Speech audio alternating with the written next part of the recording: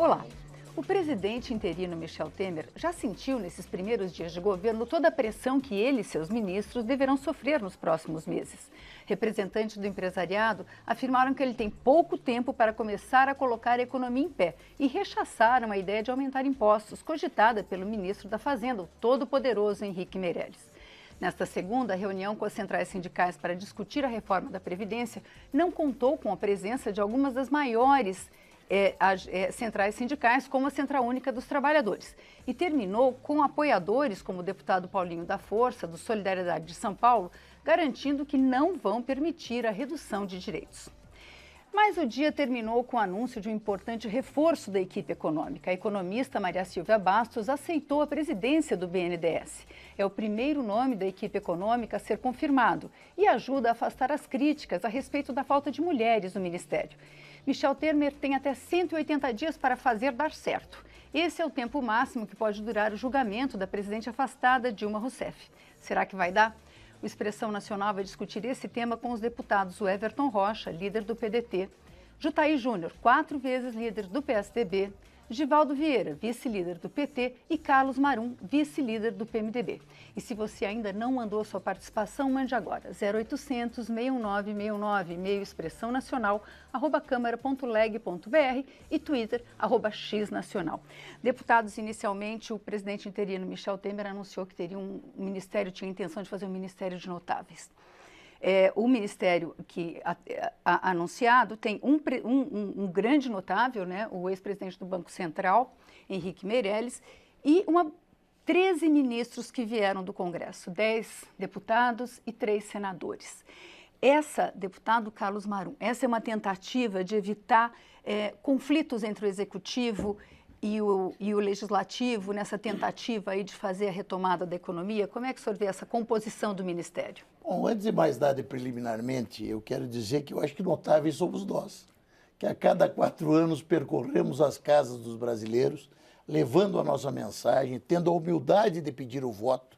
O pedido do voto é um exercício de humildade fenomenal, né? Então eu considero que aqui nesta casa nós somos aí mais de 500 notáveis. O cidadão conseguir vencer uma eleição, chegar aqui com 80, 100 mil votos, já é uma expressão de notabilidade no meu modo de ver. É claro que o ideal é que Talvez não de especialista. Não, que a esta notabilidade política se some o conhecimento específico sobre a área no qual você vai exercer essa função. Eu comentava agora com o Jutahy, eu tive 2 mandatos de deputado estadual e um de vereador antes de chegar à Câmara Federal, e sempre fui escolhido pelos governantes, tanto do município de Campo Grande quanto de Mato Grosso do Sul, para ser secretário. Fui secretário de Habitação, secretário das Cidades. Fiz com que Campo Grande se transformasse na única capital do país sem favelas. A única capital do país que não teve, num certo momento, favelas, foi Campo Grande, recordes de vários prêmios nacionais e internacionais pela nossa atuação. Então não é pelo fato de que a pessoa vem por uma indicação partidária e principalmente pelo fato de vir aqui da Câmara dos Deputados, aonde nós chegamos, pelo voto, que isso deixa de ser notável. Então, a primeira questão. Segundo, isso foi feito por quê? Porque efetivamente o presidente reconhece, como todos nós reconhecemos, que precisamos ter uma base parlamentar sólida, temos uma base parlamentar disposta a enfrentar desafios, e isso, nesse sentido, é muito positivo, que tenhamos colegas nossos que conhecem também as nossas agruras, sabem também da questão do pedido do voto, exercendo funções do Executivo. Nada melhor do que você chegar no Ministério e ser recebido por um colega. Eu, pelo menos, me sinto muito bem quando isso acontece. Então, é isso que eu vejo. Se uniu aí deputados, senadores que chegaram aqui pelo voto, que têm conhecimento sobre as áreas onde vão militar e serão grandes ministros, somados a esse, que você citou alguns, eu destaco o ministro Meirelles, que efetivamente obteve essa notabilidade em função do exercício de funções. Também foi um deputado eleito, né? Foi deputado eleito, Meirelles se elegeu deputado. Então, obteve essa notabilidade no exercício de funções na iniciativa privada e na função pública, especialmente desempenhou a função de presidente do Banco Central. Deputado Givaldo Vieira, o senhor acredita que essa composição ministerial, que essa composição do governo Temer, vai dar a ele mais facilidade do que a presidente Dilma teve aqui no Congresso? Olha, primeiro, apesar do esforço do deputado Marum de tentar remediar essa questão dos notáveis, até evocando a condição de notáveis para nós, parlamentares, mas esse governo Temer, governo provisório, golpista, coloca às claras a sua primeira mentira. Um discurso que foi usado para tentar legitimar o golpe e que agora fica expressamente claro ao contrário. Esta composição retrata a intensa negociata de cargos e posições que foi feita para conseguir os votos a favor do impeachment aqui. É um governo que tem a estampa do atraso, porque há cerca de 52 anos que o Brasil sempre teve mulheres no comando do país, nos ministérios posicionadas, e essa foi a primeira vez que não o fez. Tentou remediar agora com essa posição no BNDES, mas uma posição também que atende às grandes emissoras, né, da área de comunicação. Essa pessoa foi representante do Império Globo, já tentou junto ao BNDES conseguir empréstimos para cobrir as dívidas da emissora na época, portanto, também é uma indicação suspeita nesse sentido. Nós temos um ministério com 7 indicados na Lava Jato, 3 que estão sendo investigados objetivamente e 4 citados em listas desta operação. Portanto, para ele que criou a expectativa nas pessoas de que esse golpe poderia trazer algum alento em relação ao combate à corrupção, também demonstra um governo que vem com a estampa da corrupção. Portanto, eu acho que é um governo que vem com essa imagem do atraso. Inicialmente, pelo tamanho desta composição, é possível que tenha alguma facilidade inicial aqui no Congresso, mas a gente observa as primeiras contradições e divisões nessa grande maioria que foi formada atendendo a interesses que não vão ter condições de se perpetuar. O PMDB de Minas Gerais já reage com muita veemência a não ter sido contemplado. O próprio Centrão aí, com o PP e outros, já questionam o tamanho do Democratas no governo. O próprio Paulinho da Força e Solidariedade já coloca questionamentos a primeiras decisões do governo. Portanto, embora possa ter uma facilidade inicial, mas eu acho que esse bloco tão diverso que ele formou, atendendo com esses cargos, não tem condições de perdurar por muito tempo. Deputado Jutahy Júnior, qual a sua avaliação sobre esse governo que está começando? Primeiro, golpe não existe. O Supremo Tribunal definiu o rito da tramitação da admissibilidade do processo de impeachment. Nós temos uma tramitação dentro da Constituição, não é um regime de exceção. Eu fui constituinte e na Constituinte a gente colocou o impeachment como uma solução para situações como essa. Nós não imaginávamos, em 1988, que nós teríamos 2 presidentes afastados, o Collor e agora a Dilma. Uma coisa, tenha certeza, a Dilma não volta. A tragédia do seu governo é algo inimaginável, as consequências para a população. Nós temos hoje 11 milhões de desempregados, graças às irresponsabilidades na área econômica. Nós temos a maior situação de corrupção da história mundial. O que aconteceu na Petrobras não tem parâmetro de comparação com coisa alguma. O Mensalão, que fez várias condenações da direção do PT, virou troco, vírgula, no Petrolão. Aquilo que nós dizíamos que era o maior escândalo de corrupção da história brasileira, que é o Mensalão, que eram 100 e poucos milhões de reais, hoje são bilhões de reais que foram desviados. Não que nunca tenha existido corrupção, sempre existiu corrupção em governos estaduais, federais federal e municipal, né?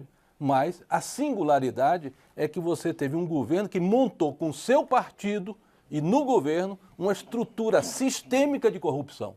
Então, o que fez o impeachment não foi um golpe, foi a situação econômica gravíssima que o Brasil está vivendo, há um crime de responsabilidade que tem característica política administrativa e a grave crise econômica que nós estamos vivendo. Então, o governo que está se instalando, Eu participei do governo Itamar Franco. Eu fui ministro logo depois do impeachment do Itamar Franco.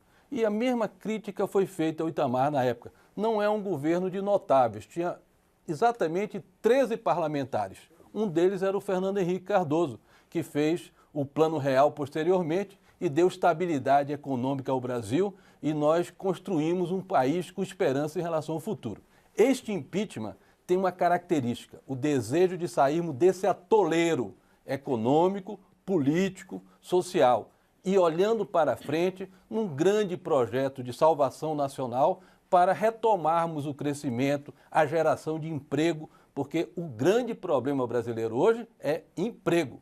Vamos continuar com a apuração de todos os crimes. Eu concordo que se tiver um ministro que seja réu no processo, eu acho que esse ministro deve ser afastado.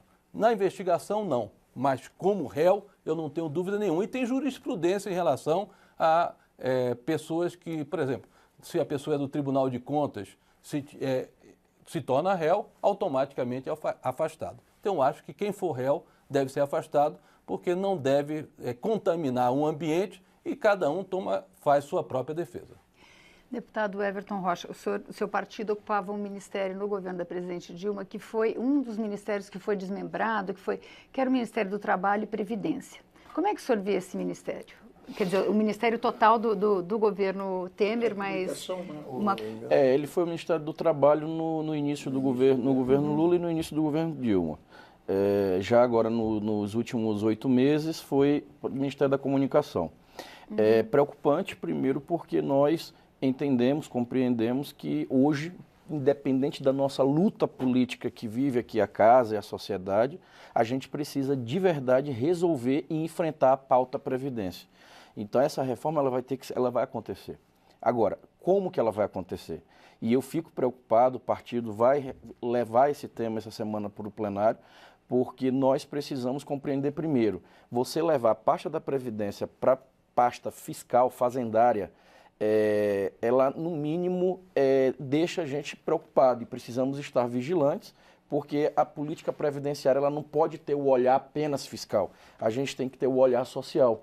A gente sabe que esses milhões de brasileiros que contribuíram a vida toda para o Estado, ele precisa ter, no mínimo, a sua garantia, a sua segurança para poder, na sua aposentadoria, ter condições de ter o retorno, né, dessa contribuição social que ele contribuiu durante a sua atividade nativa. Agora, nós entendemos que, neste momento, e aí é preciso a gente ter essa capacidade de conseguir fazer uma mesa. E eu sempre disse isso e vou repetir. Qual foi o grande problema? E aí hoje eu estou convencido, né, não se tem o que discutir. O governo, ele começou a ser boicotado no início. Né? Desde o início ele foi boicotado. Então ele foi boicotado inclusive pelas forças que compunham ele. Tanto que basta ver que a composição atual do governo provisório que aí está, a maioria são de membros que estavam no governo anterior. Então, o governo anterior não teve a capacidade, tá, de fazer a gestão política correta para se poder ter as forças necessárias, sólidas aqui dentro. Então, o que derrotou de verdade o governo foi essa falta de articulação política com o Congresso Nacional. E como nós vivemos num regime que ele é presidencialista, mas aí você abre aspas, de coalizão, nós precisamos compreender que os partidos, e aí são vários, né, não dá para imaginar esse tanto de ideologia, né, 30 e poucos partidos dentro da casa, vão de verdade discutir a bandeira estatutária, cada um com seu programa. Então, óbvio que essa coalizão que foi feita aí é uma coalizão de forças para contemplar a casa, porque é um sistema presidencialista de coalizão. Nós temos que ficar de olho, porque o governo começou sim mal, foi um erro gravíssimo você tirar a representação negra e a representação da mulher do primeiro escalão do governo. Nós acreditamos que não é apenas o símbolo de estar lá, mas sim eles fazem parte das grandes conquistas que o país teve. E a gente precisa ter essa capacidade de unir quem tem muito e quem tem pouco. E aí agora, neste momento, como é que nós vamos travar a luta política e o que nós vamos poder fazer para unir as pautas principais? Você me permite aqui o seguinte, eu acho que tem homens e mulheres competentes. Eu não tenho essa preocupação de que tem ministro mulher ou ministro homem. Eu quero gente competente, séria, que possa resolver. Eu quero, só para lembrar aqui, quando teve o impeachment do Collor em 1992, o então líder partidário do PT, Luiz Inácio Lula da Silva, e o Mercadante foram à Rede Globo, pediu apoio da Rede Globo para apoiar o impeachment. Então, eu quero mostrar que essa coisa de impeachment, que é golpe, que as forças da comunicação se uniram, isso é tudo conversa fiada do PT, que utilizou o instrumento do impeachment, solicitou 50 vezes o instrumento de impeachment. Algumas até com uma folhinha, sem nenhum documento, sem nada, 50 vezes. E pouca gente sabe que uma dessas 50 vezes foi votado aqui na Câmara. Você se lembra disso? Que foi votado um pedido de impeachment contra o presidente Fernando Henrique em 1999? Pouca gente sabe isso. O presidente Fernando Henrique tomou posse em janeiro de 99 e agora faz como se fosse, foi em 18 de maio de 1999, eu votei contra o impeachment do presidente Fernando Henrique a pedido do PT. E tiveram apenas 100 votos favoráveis. Então, eu estou mostrando essa contradição do PT de falar em golpe. Quem utilizou o instrumento do impeachment da forma mais abusiva nesse país foi o PT. E agora está diante de uma realidade. Não foi só a questão de força parlamentar que a presidente Dilma perdeu. Ela perdeu apoio popular, porque a população não aguentou a corrupção gigantesca que aconteceu e a crise econômica conjunta. Junção de corrupção, junção de crise econômica, de desemprego, de inflação, de falta de dinheiro no final do mês, é que gerou a situação junto com o crime de responsabilidade. Porque sem um crime de responsabilidade não podia ter o impeachment. E agora nós temos um ministro das Relações Exteriores, José Serra, que deu uma demonstração de altivez em relação ao Brasil, dando uma resposta a esses países aí não democráticos, né? Cuba, Venezuela. A gente vai chegar, eu peço para o senhor esperar um pouquinho, a gente vai chegar nas relações exteriores. Deputado Divaldo Vieira, senhor. Olha, o golpe ele é cada vez mais claro para a sociedade brasileira. Afastar uma presidente da República, embora haja previsão na Constituição, mas essa previsão exige que alguns elementos estejam presentes. É preciso que haja o crime de responsabilidade. E neste caso não há. Estão afastando e afastaram provisoriamente uma presidenta legitimamente eleita por dois motivos. Pelo atraso do repasse ao Banco do Brasil no programa do Plano Safra, dívida essa que nem restou, porque foi paga, e pela assinatura de decretos de suplementação orçamentária, que são corriqueiros na administração pública, que inclusive o vice-presidente, hoje presidente interino, também assinou. Contra ele pesa um pedido de que seja analisado o processo de impeachment pelo mesmo motivo, mas aí já se dá outro tratamento aqui na casa. Então, afastar uma pessoa honesta, sem motivação que fosse nem jurídica, nem o suficiente para esse afastamento. Então, isso é um golpe. E esse golpe repercute hoje no plano internacional, manchando a imagem do nosso país. Grandes meios de comunicação a nível internacional já colocam como um golpe, tanto que esse presidente interino sequer recebeu um cumprimento de um chefe de Estado. Aliás, o único que recebeu foi um trote de uma rádio argentina fazendo-se passar por Macri. Deputado, vamos voltar. Desculpe, eu vou colocar uma pergunta Eu quero entrar nesse. Mas eu vou colocar uma outra. Então. Sim, só para completar o meu raciocínio, então o golpe está presente, por mais que se tente justificar, mas é injustificável. E usar argumento de situação econômica, isso não pode. Não se pode afastar um presidente, como se pode afastar um governador, nem um prefeito, ninguém, porque a situação econômica está difícil. Por perda de apoio popular, por exemplo. Por perda de apoio popular, nós teríamos que invalidar diversos governos do Brasil agora, afora. deixa eu colocar e a corrupção, uma é bom lembrar aqui, que essa corrupção da Petrobras já está clara, começou muito antes, no governo do PSDB, inclusive integrantes do PSDB estão envolvidos, como o ex-presidente já vamos falecido. Desculpe, outros deputado. não são apurados, como o Aécio Neves, que infelizmente está Porque sendo protegido pelo Supremo com essa decisão do ministro Gilmar. O nosso tempo favor. vai acabando. Deputado Marum, deixa eu colocar uma pergunta que volta de novo para o presidente, para o vice-presidente interino Temer, que de uma certa forma tem a ver com essa conversa que o senhor quer se referir. O Márcio dos Santos Meira, que é de Amaragi, de Pernambuco, pergunta o seguinte: como é que o presidente Michel Temer pode negociar com esses novos ministros, essa nova base, que foram parte dela, como democratas e PSDB, adversários dele na campanha eleitoral? Como é que o senhor está vendo essa conversa? Bom, eu preliminarmente vou rebater essa ideia do golpe. Né? É um processo jurídico e político híbrido.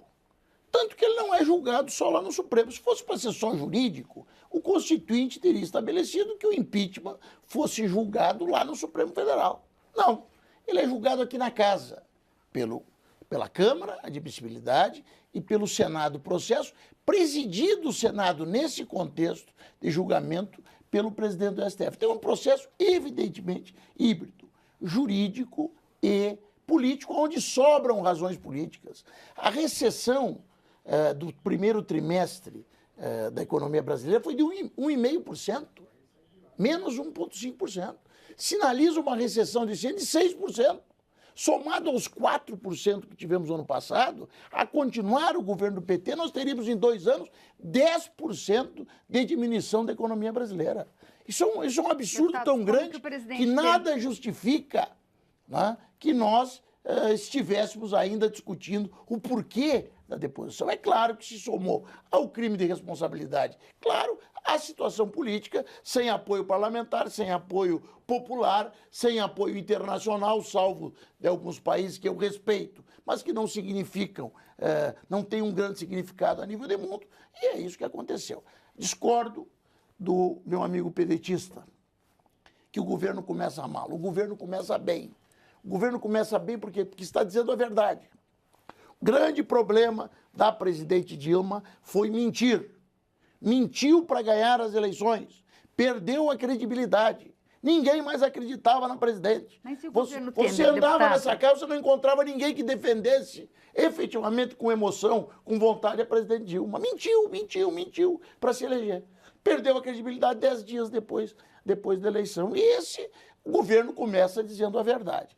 A pergunta é como que vai? É um novo momento. É um novo momento político, onde efetivamente forças políticas atendendo o clamor popular, atendendo o clamor das ruas, não podemos, de forma nenhuma, as ruas foram protagonistas desse processo. Atendendo o clamor das ruas, forças políticas se uniram e entenderam que esse crime justificava uma ação política para a deposição da presidente. E agora, esses partidos, essas forças políticas que atuaram nesse sentido, imbuídas da responsabilidade desse novo momento.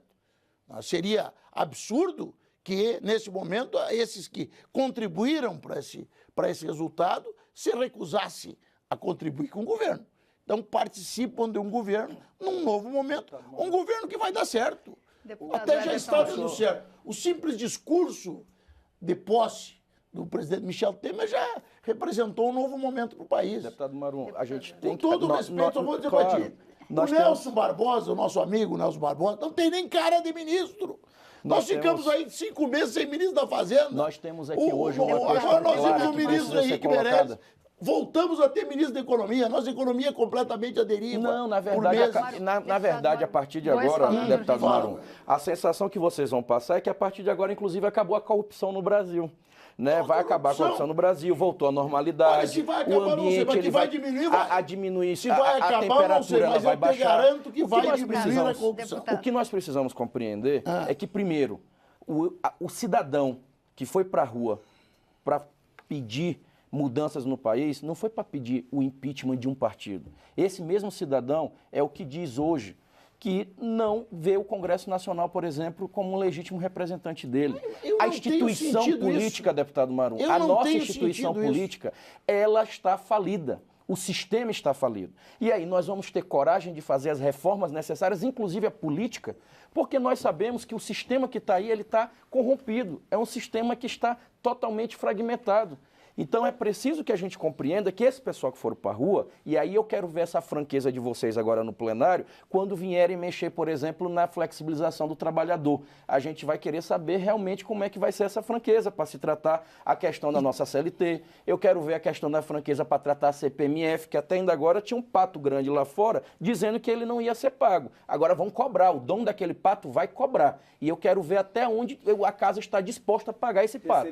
Tá? Aí vão discutir a terceirização e a precarização do trabalho. Então, deputado... Vão ter várias discussões que nós precisamos aqui, de forma franca, discutir. Porque senão, sabe o que vai acontecer, meus amigos? O Brasil vai chegar daqui 60 dias, o povo está de novo aí na porta e vai continuar e dizendo, não deu certo. E aí vai ter que fechar a casa. Por quê? Porque não tivemos a capacidade de dar a solução. Pois é, deputado Jutaí, deixa eu colocar mais uma questão. Deputado Marum, deixa o deputado Jutaí.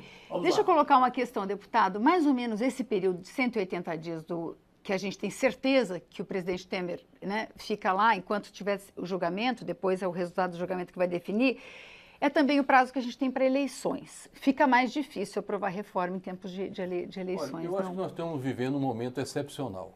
Eu não acredito que vai demorar 180 dias. Não tem cabimento um processo desse demorar tanto. Nós temos um ambiente no Brasil otimista agora, no sentido de você retomar o ambiente de negócios, no sentido de você gerar empregos. Isso que foi a grande mudança. Nós estávamos com um caminhão descendo a ladeira. O ministro Meirelles hoje disse que o desemprego vai chegar a 14% até o fim do ano. Nós estávamos com um caminhão descendo a ladeira, desgovernado, sem freio, e que estava destruindo o emprego, a produção, criando uma situação, fechando as empresas. Nós estamos, né, e estava acelerado. Agora nós vamos começar a parar esse problema grave, que é o maior consequência era o desemprego. 11 milhões de desempregados, com a perspectiva de chegar a 14 milhões de desempregados a esse ano. Então, essa realidade nós temos aí. Agora, o que é que nós temos? Nós temos um ambiente que você criou novamente esperança de que as pessoas possam retomar o seu investimento e tomar decisões na sua atividade econômica. Ninguém acreditava mais que a presidente Dilma tivesse a mínima condição de gerar esse ambiente. Quem queria comprar um apartamento, parou. Quem queria comprar um carro, parou. Quem queria fazer qualquer tipo de negócio, parava. Então, isso gerava o quê? Cada vez menos negócio, menos giro de dinheiro, mais desemprego. Então, essa situação melhorou. Eu acredito que nós vamos ter um ambiente no Brasil, e eu acho que o Brasil vai mudar nesse aspecto. Nós tivemos duas mudanças essenciais na vida judicial brasileira. Há uma nova realidade. Ninguém desconheça que agora a colaboração premiada é uma nova realidade. Né? Delação premiada. A delação premiada, eu acho que deve chamar mais. Né? A colaboração premiada é uma coisa muito nova e importante na vida do judiciário brasileiro. E a segunda decisão é poder ser preso na segunda instância. Isso daí é uma mudança muito profunda, porque eu sou advogado. Então, todo advogado criminal, o que é que jogava, na verdade? Na prescrição. Adiar, recurso, para depois discutir o mérito. Agora não. As pessoas perceberam que há essa nova realidade. Eu tenho uma certeza que é uma tristeza. Eu tenho muito respeito por vários membros de todos os partidos, inclusive dos partidos trabalhadores. Agora, a realidade brasileira é que existia corrupção no passado na Petrobras, sempre existiu, mas nunca existiu as pessoas serem nomeadas para corromper. O governo do PT escolheu diretores da Petrobras com já definido, você vai roubar e vai dar 1% a um partido tal, 1% a tal partido, 1%. Nunca existiu um partido e um governo que definiu, sistematizou a corrupção do presidente da República ao diretor. E esses diretores estão presos. Um gerente da Petrobras devolveu 100 milhões de dólares. Um gerente. E quem era presidente do conselho da Petrobras? Quem é que participou nesse processo todo? A presidente Dilma Rousseff. Não sabia de nada. Não sabia de nada, não tinha noção nenhuma. Então, isso é que nós estamos vivendo. Essa é a nossa realidade. E foi por isso, pelo crime de responsabilidade, porque se a gente não tivesse crime de responsabilidade, não existiria o impeachment. Mas em função da corrupção sistêmica, da crise econômica, do ambiente político, da crise social, por isso tudo que o impeachment aconteceu. E esse impeachment, olha, eu não tenho dúvida, o impeachment é uma coisa traumática. Nós nunca imaginávamos que pudéssemos ter 2 votações de impeachment em tão pouco tempo. É uma coisa traumática. O ideal é que não tivesse, mas o mais traumático era Dilma. Deputado Gilvaldo, para a gente encerrar o assunto de impeachment e o primeiro bloco, por favor.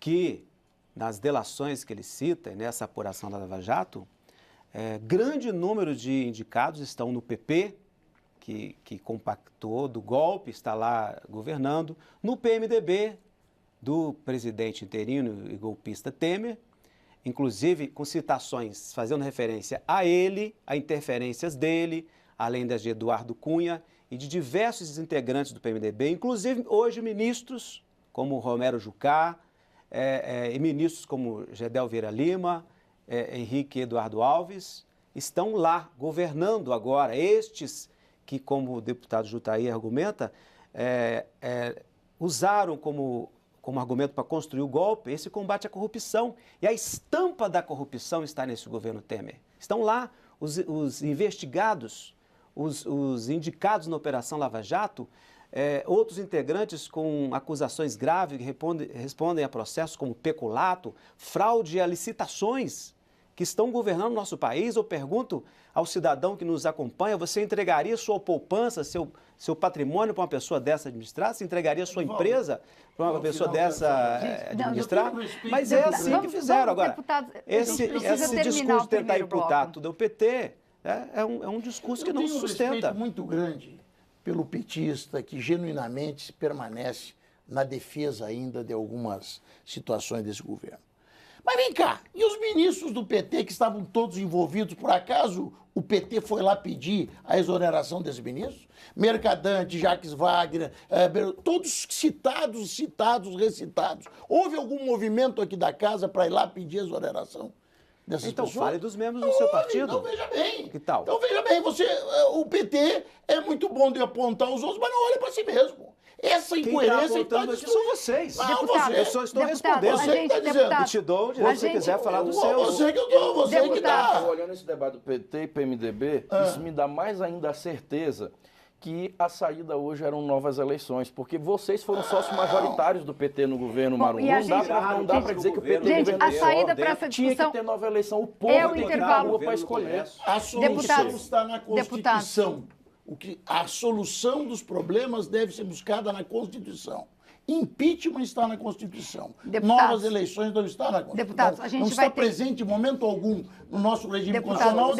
A gente quer devolver para o povo para ele resolver. Deputado, bom, a gente vai fazer um pequeno intervalo e volta já com a continuação dessa conversa. E se você ainda não mandou sua participação, mande agora. 0800 619 69, e-mail expressão nacional @câmara.leg.br, Twitter @xnacional.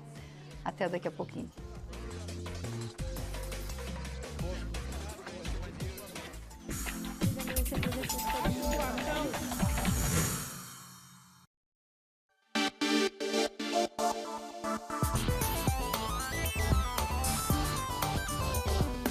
Tem audiência pública conjunta da Comissão de Trabalho, de Administração e Serviço Público e da Comissão de Esporte.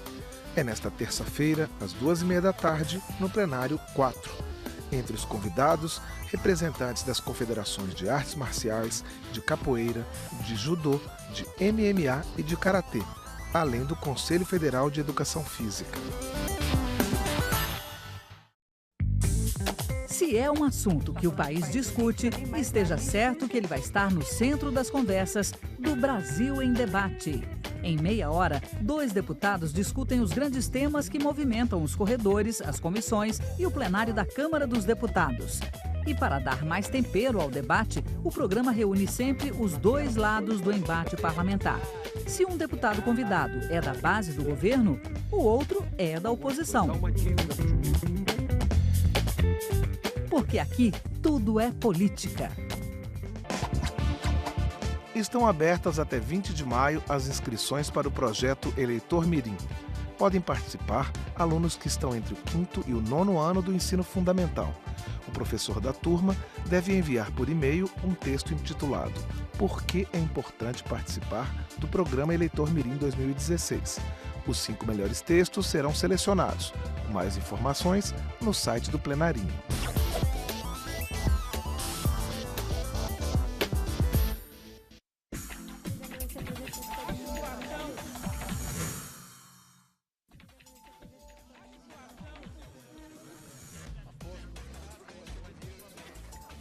Estamos de volta com Expressão Nacional. Hoje nós reunimos 4 lideranças da casa para conversar sobre as expectativas do governo Temer. Os nossos convidados são os deputados Everton Rocha, do PDT do Maranhão, Jutahy Júnior, do PSDB da Bahia, Givaldo Vieira, do PT do Espírito Santo e Carlos Marum, do PMDB do Mato Grosso do Sul. Deputados, uma das promessas do presidente interino Michel Temer é promover um novo pacto federativo, uma nova relação com os estados, da União com os estados. A Câmara discute um projeto e ao mesmo tempo, o ministro da Fazenda, Henrique Meirelles, fala que os estados têm que se submeter a um ajuste fiscal, assim como a União precisa. O Congresso analisa o projeto 257 de 2016, que prevê o alongamento da dívida dos estados, mas prevê um programa rígido de ajuste, quer dizer, a União impondo qual a expectativa? O senhor acha que esse projeto continua aqui, que isso faz parte desse novo pacto aí? Olha, essa discussão, essa questão da dívida dos estados e dos municípios, nós precisamos de verdade rediscutir elas. Primeiro porque a gente sempre defendeu e sabemos que o que acontece hoje é uma verdadeira, desculpa o termo, mas agiotagem. Né? Os municípios hoje estão comprometidos aí com cerca de 40% a 50% da sua folha, do seu caixa, só para pagar juro de dívida. Então a gente precisa, e aí se a União não tiver essa boa relação e abrir de verdade com essas cidades para repactuar não só essas dívidas, mas também a sua carga, a gente vai continuar aí enxugando gelo. Porque tudo que nós estamos aprovando aqui na casa, a gente tem aumentado. Se você pegar dos 15 anos para cá, olha o tanto de obrigação que foi dada para os municípios. E aí ele continua lá com o seu mesmo tamanho. Olha o tanto de obrigação que foram geradas para os estados. E eles continuam lá com o seu mesmo tamanho e os juros cada vez mais aumentando. Nós sempre dissemos assim, o Brasil é um dos países que tem a maior carga tributária do mundo. Não é bem assim. No ranking, nós somos 68. Então, assim, existem vários países na nossa frente nessa questão da carga. Qual é o problema? Que a nossa carga, além de ela ser muito espalhada, são vários tipos de impostos para o consumo, mas a gente precisava tentar discutir uma forma mais simplificada desse imposto, do cidadão saber como é que ele está pagando esse imposto. Então, nós vamos propor a criação do imposto único. É preciso se ter um imposto único sobre o consumo e fazermos de vez funcionar a Constituição. O deputado Jutahy foi constituinte, está lá a previsão de se taxar as grandes fortunas. E nós precisamos regulamentar para que você comece a taxar fortunas e comece a ter uma política mais rígida com a questão das heranças. Nós somos os que menos fazemos isso no mundo, né, nos países do nosso ranking. Então, é preciso a gente unir aqui as forças no que dá para resolver na questão da política fiscal, e a questão das dívidas dos estados tem que ser refeito porque os estados estão quebrados, a gente está com um problema sério, ao ponto de chegar em dezembro, governador que estiver pagando folha em dia é um bom gestor. Deputado Jutahy Júnior, como é que o senhor vê essa questão? Uma União quebrada e os estados quebrados. Primeiro é o seguinte, nós estamos com um desequilíbrio fiscal gigantesco. Nós crescemos imensamente a dívida pública brasileira, numa situação que, no ritmo que estava, nós íamos para a inadimplência completa em todos os setores. Vários estados já não estão podendo pagar a sua folha pessoal e a União estava chegando a uma situação, no ritmo que ia, no final do governo, em 2018, se esse governo tivesse continuado, nós poderíamos não ter condição de pagar as aposentadorias, no ritmo que estava indo. Nós estamos com uma situação gravíssima. E essa é a minha expectativa, que isso se reverta. A renegociação da dívida do Estado deve existir, mas dentro de uma visão de equilíbrio das nossas contas e da responsabilidade do Estado Porque na hora que você renegocia, você tem que dar também responsabilidade ao Estado, para não transformar essa folga em custeio, aumento de pessoal, funcionários, isso tudo desequilibra as contas. Então, eu acho que tem que ter uma renegociação. Eu li hoje até no jornal que o Tarcísio Godoy, que é o secretário executivo do Ministério, vai ser a pessoa responsável por essa renegociação. E ele é uma pessoa extremamente competente, conheço ele, sei da sua qualificação e eu tenho certeza que vamos encontrar um termo adequado, nem tanto ao mar, nem tanto à terra. Vamos ter que ter uma noção da responsabilidade tanto das contas federais, quanto da conta federal, quanto das contas dos estados e municípios. Quero apenas lembrar, por exemplo, eu sou da Bahia, né? No meu estado, grande parte dos municípios vive do Fundo de Participação dos Municípios, que é composto pelo Imposto de Renda e pelo IPI. 42% do Fundo de Participação vem de São Paulo. Desse bolo, 42% é São Paulo. Quando você tem uma crise dessa, que a indústria é atingida, da forma que foi atingida, e você tem diminuição de renda das famílias, o que é que acontece? O bolo do Fundo de Participação cai, porque você tem menos IPI e menos contribuição no imposto de renda. Então, todos os municípios estão passando essa crise atual porque aumentaram as obrigações e a receita diminuiu, não só em termos proporcional, mas em termos real, porque a crise econômica foi tão profunda, o Marum citou aqui, nós tivemos uma queda do produto interno bruto no ano passado de quase 4%. Estávamos caminhando esse ano para 6%. É a maior crise da nossa história. Nós não estamos falando de 5, 10, 15, 20 anos. É a maior crise econômica da nossa história. Nem da depressão de 1929, nós tivemos no Brasil 2 anos de queda de produto interno bruto nesse montante. Então, nós temos que ter renegociação da dívida, mas responsabilidade para os estados e adequação à realidade financeira da União. Deputado, preciso lembrar que a crise ela se dá num plano internacional. Nós estamos vendo aí a Europa com extrema dificuldade, países da Europa vivendo uma situação de recessão, países quebrados como a Grécia. A China diminuiu drasticamente o seu nível de crescimento e a China é grande consumidora no mundo e consumidora de produtos do Brasil. Então essa crise chega no Brasil porque é um ambiente mundial. Além disso, diversos fatores atingem o nosso país, estados e municípios. Por exemplo, meu estado, o Espírito Santo, foi fortemente atingido pela crise do valor das commodities, de aço, minério de ferro. Foi fortemente atingido em vários estados, e o Nordeste e a região Sudeste, pela crise hídrica, que impactou a produção. Fomos atingidos agora, Minas Gerais e Espírito Santo, por esse desastre de Mariana, esse desastre ambiental que envolveu a Samarco. E a Samarco tem grande presença no meu estado. Diversos municípios e estados, como o Rio de Janeiro e o meu também, foram atingidos pela queda brusca do preço do barril do petróleo no mundo, além da crise do problema que tem na Petrobras com essa apuração da Lava Jato. Tem um problema real de preço que fez queda na produção e queda de valor.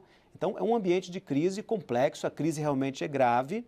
Agora, o fundo da crise é a crise política, porque na crise política, com estes que perpetuaram o golpe, trabalhando para sabotar o governo, primeiro por dentro, depois no Congresso, impedindo de se governar, aí o país é jogado numa situação muito mais grave, porque não se tem perspectiva de solução rápida. Mesmo assim, há de se registrar, a imprensa hoje já divulga que indicadores como, por exemplo, o fortalecimento do real em relação ao dólar já mostram que ajustes feitos no governo Dilma, agora recentemente, a duras penas, inclusive coordenadas pelo ministro Barbosa, que o Marum desmereceu, mas quero dizer professor universitário respeitado e conduziu estes ajustes que se conseguiu fazer já dão sinais de estabilização da economia, numa perspectiva que se possa planejar uma retomada. Então, é uma questão muito mais complexa, deve ser um esforço nacional, é claro, porque nós precisamos pensar, acima de tudo, nos brasileiros. Deputado Eu Maru, como é que o discordo senhor vê esse completamente acordo do entre deputado. União e Estados? O 257 é muito polêmico, né? Eu discordo que tenham acontecido medidas, até porque o ministro Barbosa foi boicotado pelo seu próprio partido. As ideias do ministro Barbosa, que eu repito, eu não vejo e não vi no ministro Barbosa o necessário tamanho no momento de crise que o Brasil vivia. É como você, no momento de uma guerra, em vez de chamar o general para comandar as tropas, você botar o major. Então eu, efetivamente, entendo que foi uma má ideia, uma péssima ideia, a chegada do ministro Barbosa à função de ministro da Fazenda. E o resultado é isso. Se estivesse acontecendo isso que você, deputado, que é um eminente defensor, e eu valorizo isso. Sinceramente, eu desvalorizo quem balança, mas não. Eu valorizo aqueles que têm posição, eu respeito. Mas eu discordo, obviamente, que eu não estou vendo nada que tenha sido feito pelo governo pelo menos nos últimos meses, ou no último ano, de um ano para cá, que some alguma coisa em relação à nossa economia. Essa questão dos estados e municípios, ela é dramática. É dramática. É uma situação que, se eu disser que eu sei qual é a solução, eu vou estar faltando com a verdade. Tá? Tem que se buscar uma solução. Os estados e os municípios estão numa situação que efetivamente vão chegar ao final desse ano. É como você disse, quem conseguir pagar salário... Olha, eu nem digo 13º. Quem conseguir pagar salário e financiar o 13º vai virar herói. Vai virar herói, porque é um comprometimento imenso com a dívida, é uma recessão que diminui a receita, municípios numa situação de absoluta penúria. É como diz, nós nunca vivemos uma crise como essa. Isso é novidade para todos nós. Ninguém pode chegar, é uma novidade. O Brasil nunca teve 2 anos de recessão. O Brasil é um gigante. Uma economia, minérios, agricultura, gente. O Brasil não consegue. Se o Brasil tem um ano de recessão, no outro ele é empurrado para um crescimento. E nós estamos com... Pois o PT, com todo o respeito, o governo do PT conseguiu fazer com que o país viva 2 anos seguidos a pior recessão da nossa história. Sem crescer nada, né? Crescimento zero. Zero, -4 e sinaliza -6. Já que no primeiro trimestre deu 1,5% negativo. Então, é uma situação dramática, onde tem que ser buscada uma solução, e essa solução, sem dúvida alguma, passa também por sacrifícios dos estados e municípios. Maru, a gente passa aqui no corredor da Câmara, podem fazer a pesquisa. Qualquer cidadão que estiver vindo, se ele tiver cabisbaixo, com cara depressiva, você pergunte para ele se ele é prefeito. E aí a maioria responde, não, eu sou prefeito de tal cidade. Deputado, Profissão perigo. É um exercício a questão, quando eu falo da urgência... Ser prefeito é um exercício de masoquismo. Eu tenho muita preocupação com os prefeitos, mas eu tenho muita preocupação real com os desempregados e com os que estão para ficar desempregados. Então, deputado, esse é o problema mais grave de tudo que aconteceu. Quando a gente fala da urgência dos 180 dias, que é um prazo que parece curto, mas são 6 meses, o Robson vai buscar presidente Dilma em casa para voltar a governar. Deputado Marum, Isso aí já foi. Robson Fagundes Pereira... O PT está fazendo agora o que sabe fazer. Aguardar. Oposição com competência. Nós estamos vendo aqui um exercício do que o PT sabe fazer. Oposição com competência. E o PMDB está fazendo também o que sabe, né? Governar sem voto. O Robson Fagundes Pereira... O Robson Fagundes Pereira mandou uma pergunta para o senhor. Para mim, ele é de Vila Velha, do Espírito Santo. Ele fã de Ivaldo. Qual é o plano do governo para retomar as atividades das obras da Petrobras que foram paralisadas? Existe uma data? A população quer datas, deputados. A população quer saber, como o deputado falou, quando que termina eu fui membro da CPI da Petrobras. Eu fui membro da CPI da Petrobras. Estarrecido, acompanhava o andamento das coisas. E uma vez eu vi uma palavra aquele barbudo, como é que é? O Costa, né? Paulo Roberto Costa. Roberto Costa, não tem? O barbudo é Paulo Roberto Costa. Paulo Roberto Costa. Né? Ele sabe o que ele disse? Diz, olha, vocês estão enganados, vocês pensam que o que quebrou a Petrobras foi a corrupção. O que quebrou a Petrobras foi a incompetência. A corrupção só lanhou. A corrupção rachou, mas o que quebrou a Petrobras foi a incompetência. O PT tem que anunciar aqui, nós vamos brigar com todas as nossas forças aqui dentro dessa casa contra essa ideia do PSDB e de vocês de se abrir os commodities do pré-sal. A gente precisa defender o pré-sal para que continue com o país. A gente não pode fazer isso. A Petrobras foi uma soma de incompetência, atraso ideológico e corrupção. E um desses abusos e erros brutais foi obrigar a Petrobras a entrar em todos os lotes como operador único do pré-sal. Não, pré-sal. Eu estou colocando a questão do operador única e 30%. Isso esvaiu as forças da Petrobras da capacidade de investimento. Você criou uma situação no Brasil, por exemplo, Espírito Santo. Eu acho que o estado mais prejudicado no Brasil, nesse modelo que o PT instituiu, foi o Rio de Janeiro. Depois foi o Espírito Santo, Bahia e Pernambuco. Foram os que mais sofreram. O Espírito Santo sofreu com muitas decisões governamentais erradas da presidente Dilma. Os fundos do Espírito Santo todos acabaram. Né? E quem decidiu isso? Fui eu? Quem decidiu foi o PT. Deputado Marum, né? então, quem tem que responder... Obrigou a Petrobras a assumir grandes investimentos e, ao mesmo tempo, demagogicamente e Marum, eleitoreiramente proibiu a Petrobras de fazer caixa. Marum, vamos deixar os deputados mais quietinhos. O preço do deputado Gilvaldo, o senhor acha que tem que mudar e voltar ao regime de concessão? Ou o senhor acha que o regime de partilha não prejudicou o Estado, como afirmou o deputado? Não é isso a questão. Isso é um discurso para privatizar, para entregar o patrimônio nacional, é claro. Mas o fato é o seguinte, o que nós estamos falando é o seguinte, existe uma obrigatoriedade de 30% de todos os postos do pré-sal serem operados pela Petrobras. A Petrobras tem que estar no mínimo com 30% e é operador único. Isso fez que o caixa da Petrobras fosse a condição para se fazer novos postos. A Petrobras está quebrada, devendo 500 bilhões de reais.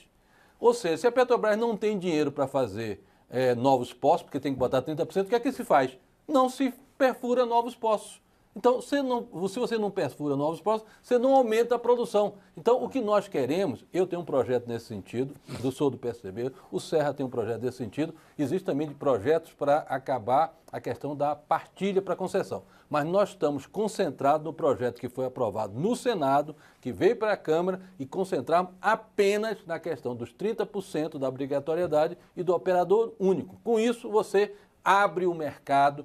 E esse negócio de dizer, porque as empresas internacionais, só para completar, o maior poço do Brasil é o poço de Libra, 1 milhão de barris de petróleo. Aí diz, agora vai entregar para as multinacionais. Poço de Libra é operado 40% pela Petrobras, o resto pela Total, pela Shell e 2 empresas chinesas. Ou seja, eu estou mostrando que isso é tudo conversa fiada, porque as empresas internacionais já estão no maior poço do pré-sal através da partilha com a presença de multinacionais. O sistema de partilha mantém o interesse nacional, que é esse grande patrimônio que nós temos, essa grande reserva, essa grande poupança para o futuro, que é o nosso petróleo, especialmente o pré-sal, sob o comando estratégico do país, da pátria, do governo, através da sua empresa. Agora, o que não se comenta aqui é o que aconteceu com o preço do petróleo. Despencou de mais de 100 para cerca de 30, hoje está em torno de 45, o que inviabiliza a produção em poços profundos por causa do preço final para venda. Mas isso é momentâneo, porque a economia mundial é feita de idas e vindas. Existe uma disputa internacional dos grandes produtores de petróleo em torno de preços, mas isso vai mudar. Este grande patrimônio brasileiro, que é o pré-sal, que é o nosso petróleo, precisa ser tratado de forma estratégica. O PSDB tem a visão privatista. Foram eles que entregaram o nosso patrimônio, como a Vale e tantas empresas públicas, para o capital internacional, privatizaram, e agora, nesse governo Temer, eles veem novamente a oportunidade de trabalhar a privatização, que é a sua grande bandeira. Deputado Jutaí, deixa o deputado Gilvaldo terminar, deputado. Ele esperou o senhor falando. Não, o que eu acho impressionante é o seguinte, a Vale foi entregue para o capital internacional. A Vale, basicamente, são dos fundos de pensões do Brasil. Ou você não sabe disso? Você sabe disso. Foi vendida por um preço irrisório, que não representa o seu patrimônio. A Vale é controlada pelos fundos de pensões e com acionistas Deputado nacionais. Agora, e nós foi uma precisamos- grande coisa. Imagine se nós a Vale precisamos- também fosse dirigida pelo modelo PT. Aí a gente não teria só os diretores da Petrobras presos, não. Nós teríamos também os diretores da Vale. Deputado, nós precisamos Deputado discutir Everton entre Rocha. nós precisamos discutir, primeiro, não é apenas o projeto que veio do Senado do Serra e que está aqui na casa para tratar sobre a questão do regime de partilha. Porque se a gente tiver aqui a grandeza de discutir a lei do petróleo, essa lei do petróleo, quando ela foi aprovada aqui naquele momento, e foi no governo Fernando Henrique, ela precisava e precisa agora ser melhorada. Como em tudo você melhora. Você imagine só, o campo de Libra, como Vossa Excelência acabou de colocar, lá tanto a Total, a Shell e todas as empresas que estão lá dentro, As chinesas. elas extraem o petróleo lá dentro, mas com o controle da Petrobras, com o controle do Estado brasileiro. Nós temos o poder de fiscalizar, porque você está lá dentro. Você tirar a Petrobras lá de dentro, e detalhe, é a empresa comprovadamente, os técnicos da Petrobras são os melhores do mundo. A expertise da Petrobras nessa área é a melhor do mundo. Então não se justifica você tirar estrategicamente uma empresa como a Petrobras de fiscalizar e ser o parceiro ali de dentro. Por quê? Porque os poços e os campos que dão lucros, eles estão vindo e fazem parceria. Agora as grandes empresas não querem ir para os outros ainda porque eles esperam primeiro o Estado brasileiro fazer. Agora, se a gente puder, e aí a gente precisa incentivar, por exemplo, o refino. Hoje, qual foi a última refinaria que foi feita aqui no Brasil? A gente tem o problema da refinaria 1, Prêmio 1 e 2, inclusive uma é lá no Maranhão, né? A gente está lá com um prejuízo terrível dessa refinaria que não foi implantada no nosso estado, lá em Bacabeira, em Rosário, e ela precisa ser feita. Agora, na hora que a gente obriga lá na lei do petróleo, dizer, olha, você que veio de fora explorar o nosso petróleo, você tem a obrigatoriedade de refinar tantos por cento desse petróleo aqui dentro do nosso território, a gente pode começar a discutir o desenvolvimento. Então, é preciso discutir, mas não entregando. E hoje, essa visão, entregar, porque para mim, abrir é você entregar e você vai tirar uma empresa importante como a Petrobras do mercado. Existem guerras por causa de petróleo. Infelizmente, o nosso tempo está pro terminando. país. Eu gostaria Mas que nós cada vamos ver um... a capacidade da Petrobras deputado, efetivamente a participar da Eu Petrobras. gostaria que... Deputado, Conhecida no mundo inteiro. Capacidade técnica. Ela mas tem. eu não vai gostaria fazer. que Ela os tem. Olha, a senhores gestão tá falassem em recuperando. um minuto Essa cada atual um gestão tá conseguindo a passar sua pela crise. expectativa para o governo Temer. Deputado Carlos Altamente Marum. positiva, governo definitivo. O presidente Temer é um gentleman no sentido de mantém um respeito pela situação, você coloca como presidente interino, mas isso aí já aconteceu. Tá? O PT vai fazer o que sabe, fazer oposição, e nós vamos assumir a responsabilidade de governar. E eu vejo com grande expectativa o otimismo que se assoma da população, e ele é real. A gente anda na rua, eu não vejo... Onde é que estão as massas que estariam defendendo o governo do PT? Aonde estão? Não estão na rua. Por quê? Porque estão conscientes de que o governo que existia não tinha mais condição de existir. O PT não tinha mais condição de continuar governando e surge um novo tempo e a minha mensagem é de otimismo.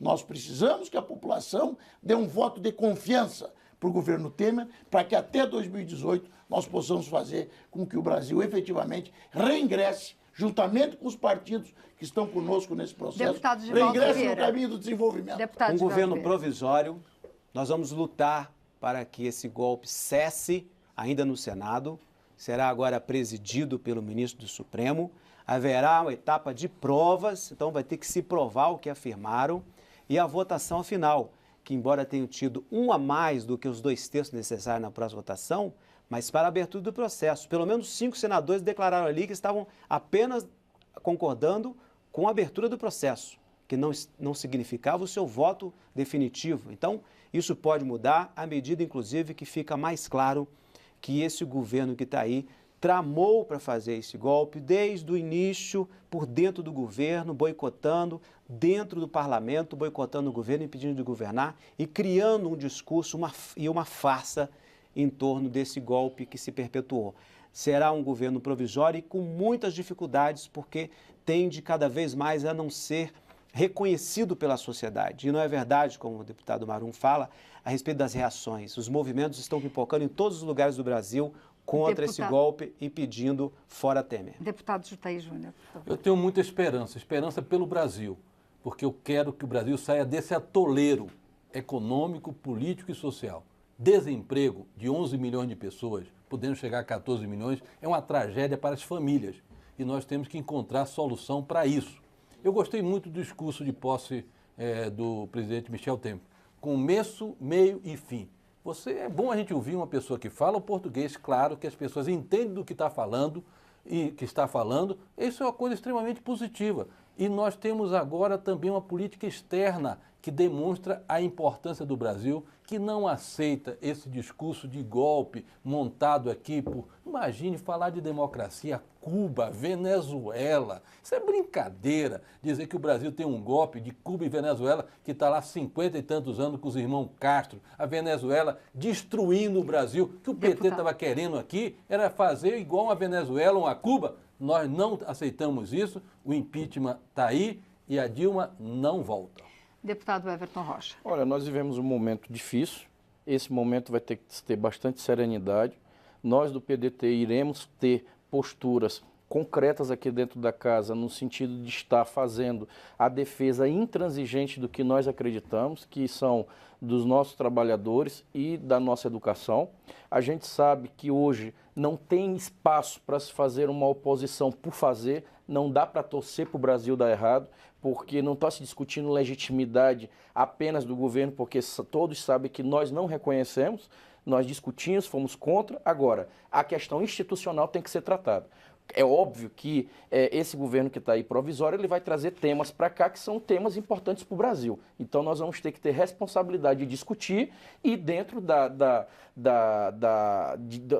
boa relação republicana, nós vamos ter que ter aqui esse bom senso, né? Esse bom senso para se fazer as pautas necessárias para o país andar. Então, o que a gente pede de verdade é que as pessoas tenham de verdade fé e que acreditem. Acreditem porque o Brasil ele é maior do que essa crise e a gente vai conseguir superar ela. Bom, muito obrigada, deputados. O Expressão Nacional termina aqui. Você pode rever todos os nossos programas na nossa página, câmara.leg.br, ou ainda pelo YouTube. Eu espero você na segunda que vem. Nós vamos conversar sobre o que está acontecendo com os fundos de pensão. Obrigada pela audiência e até a próxima.